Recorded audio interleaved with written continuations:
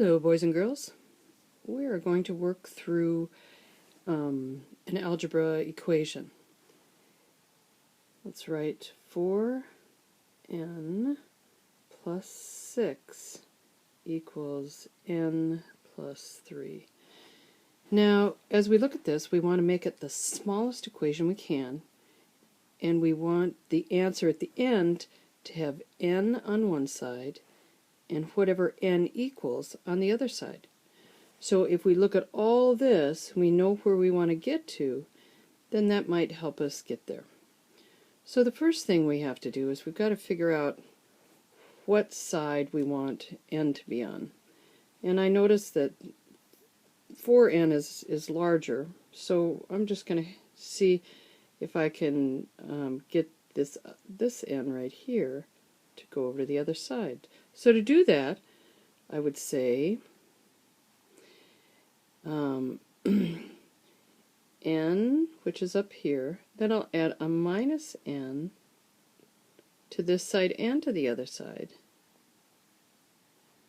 So if we have 4n minus n plus 6, then as we do all the equations, n minus n equals 0, so we end up with 3 on this side, and 3n plus 6 on this side.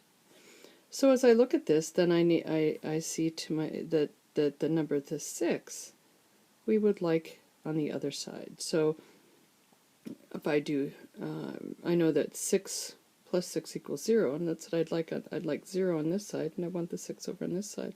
So just like any balance, if I do something to one side, I have to do it to the other to make sure that the whole thing always stays in balance.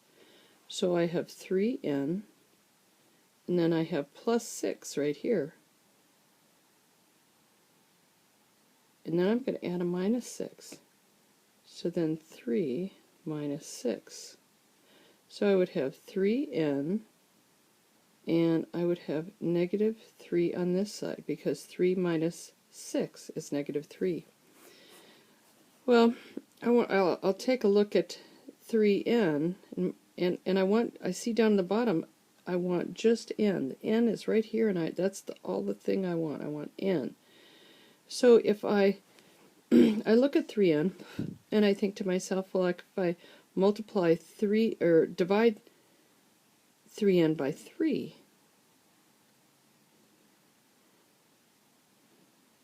then the n would be here all by itself, just what I wanted. So negative 3 divided by 3, and now I'm down here. N equals negative 1. Ta-da! We're all done. I can figure out how to stop it now.